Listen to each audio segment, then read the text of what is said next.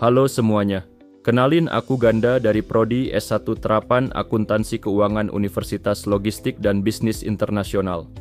Di video kali ini, saya akan membahas salah satu topik penting dalam dunia keuangan, yaitu analisis rasio keuangan.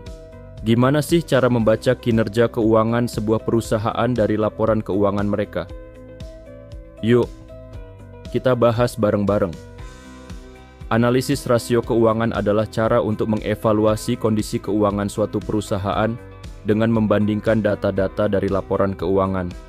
Rasio ini membantu kita menilai profitabilitas, likuiditas, efisiensi, dan solvabilitas perusahaan. Rasio dengan rasio keuangan pada menggabung dasarnya gabungkan disusun angka dalam atau antara laporan rugi laba angka dan di neraca. Dengan cara rasio semacam itu diharapkan pengaruh perbedaan ukuran akan hilang. Rasio keuangan juga akan mempermudah menggali informasi dari laporan keuangan. Kategori analisis rasio. 1. Rasio likuiditas. Rasio likuiditas mengukur kemampuan likuiditas jangka pendek perusahaan dengan melihat aktiva lancar perusahaan relatif terhadap hutang lancarnya. Hutang dalam hal ini merupakan kewajiban perusahaan. Dua rasio yang sering digunakan yaitu current ratio dan quick ratio. Rumus current ratio yaitu aset lancar dibagi liabilitas lancar. Rumus quick ratio yaitu aset lancar dikurang persediaan dibagi liabilitas lancar. 2. Rasio solvabilitas. Rasio ini mengukur kemampuan perusahaan memenuhi kewajiban-kewajiban jangka panjangnya. Dua rasio yang sering digunakan yaitu debt to equity ratio dan debt to assets ratio. Rumus debt to equity ratio yaitu total utang dibagi ekuitas. Rumus debt to assets ratio yaitu total hutang dibagi total aktiva. 3. Rasio profitabilitas. Rasio ini mengukur kemampuan perusahaan menghasilkan keuntungan, profitabilitas pada tingkat penjualan, aset, dan modal saham yang tertentu. Berikut 5 rasio yang sering digunakan. Rumus net profit margin, yaitu laba bersih dibagi penjualan. Rumus operating profit margin, yaitu laba sebelum bunga dan pajak dibagi penjualan. Rumus gross profit margin, yaitu laba kotor dibagi pendapatan atau penjualan bersih.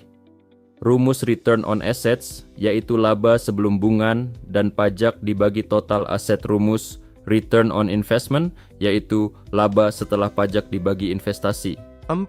Rasio aktivitas. Rasio ini melihat tingkat aktivitas aktiva-aktiva pada tingkat kegiatan tertentu, seberapa besar efektivitas penggunaan aktiva tertentu.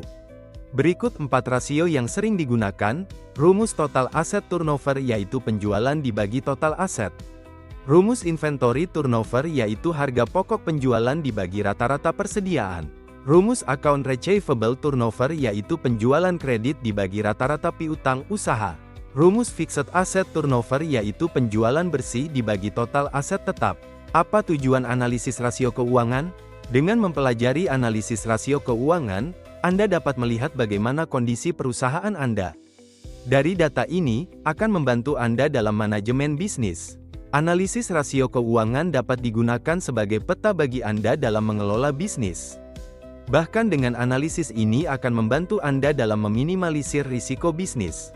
Dan berikut merupakan beberapa tujuan dari dilakukannya analisis rasio keuangan, yaitu 1. Efektivitas manajemen dalam memperoleh laba operasi dari aset perusahaan. 2. Pengembalian pemegang saham biasa. 3.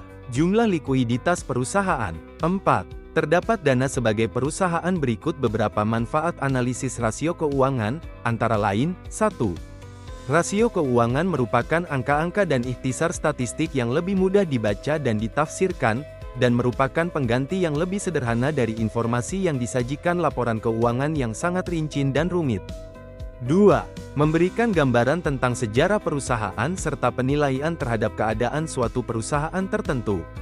3. Memberikan gambaran kepada investor dan kreditor tentang baik atau buruknya keadaan atau posisi keuangan perusahaan dari suatu periode ke periode berikutnya. 4. Dapat menentukan efisiensi kinerja dari manajer perusahaan yang diwujudkan dalam catatan keuangan dan laporan keuangan. 5. Memungkinkan manajer keuangan untuk meramalkan reaksi para calon investor dan kreditur pada saat mencari tambahan dana. 6. Dapat digunakan untuk membuat keputusan, pertimbangan dan prediksi berdasarkan tren tentang pencapaian perusahaan dan prospek pada masa datang. Terima kasih sudah menonton. Kalau kamu merasa video ini bermanfaat, jangan lupa like, komen, dan subscribe.